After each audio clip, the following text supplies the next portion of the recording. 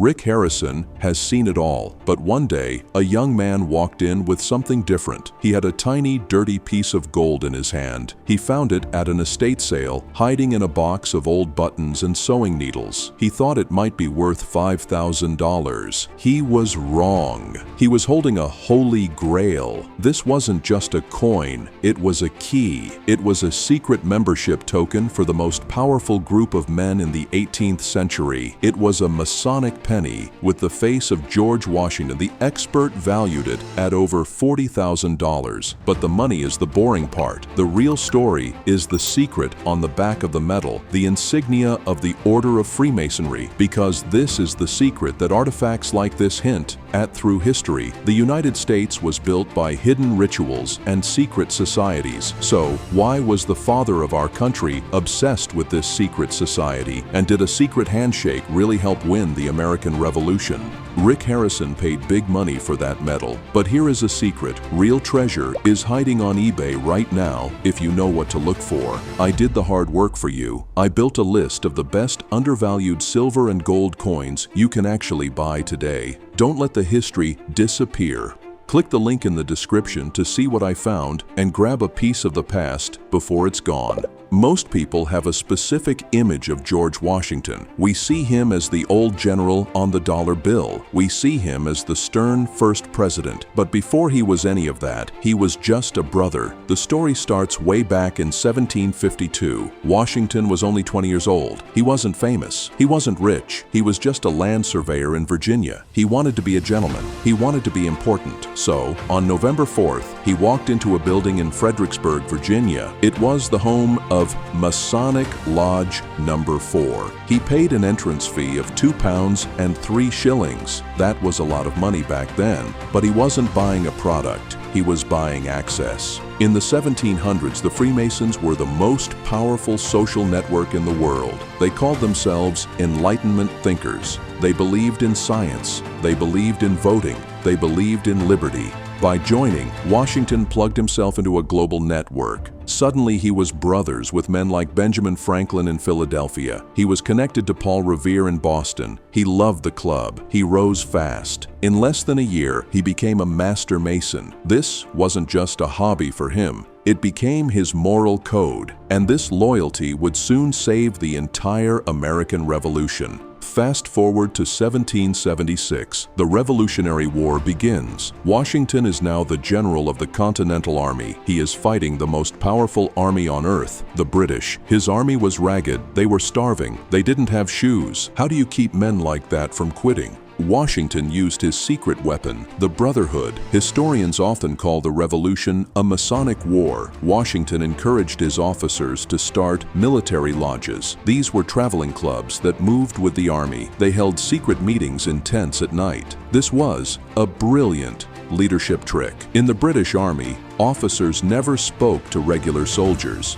But in a Masonic lodge, rank does not matter. Inside the tent, General Washington was just Brother George. A private soldier could sit next to a general as an equal. This created a deep bond of trust. It held the army together during the freezing winter at Valley Forge. There is even a famous legend about this bond. One day, American soldiers raided a British camp. They stole a chest filled with Masonic aprons and Bibles. When Washington saw the loot, he didn't keep it. He was angry. He said they should not steal from the brethren. He ordered the chest to be returned to the British regiment with a guard of honor. Even though they were killing each other, the Masonic code came first. The war ended. America won. In 1789, George Washington became the first president. The entire world was watching. But if you look closely at that day, you can see Masonic secrets everywhere. The inauguration happened in New York City at Federal Hall. Washington walked onto the balcony to take the oath of office. A huge crowd was cheering below, but suddenly there was a panic. The organizers realized they had made a huge mistake. They forgot to bring a Bible. You cannot swear an oath without a Bible. The ceremony was about to be a disaster. Luckily, a man named Jacob Morton was standing nearby. He was the Grand Master of the St. John's Masonic Lodge. The lodge was just down the street. He ran as fast as he could. He grabbed the lodge's altar Bible and ran back to the balcony. When Washington took the oath, he placed his hand on that Masonic Bible. It wasn't a church Bible, it was a secret society Bible. You can still see that book today in a museum in New York. It is open to Genesis chapter 49. Many historians believe Washington leaned down and kissed the book. This is a custom used in Masonic rituals. The very first moment of the U.S. presidency was a Masonic ceremony. The biggest display of Masonic power happened 4 years later. It was September 18, 1793. Washington was building a new city, Washington, D.C. The most important building was the United States Capitol. Washington had to lay the cornerstone. This is the first stone set in the foundation. It holds the whole building up. Washington knew this was a historic moment. He could have worn his military uniform.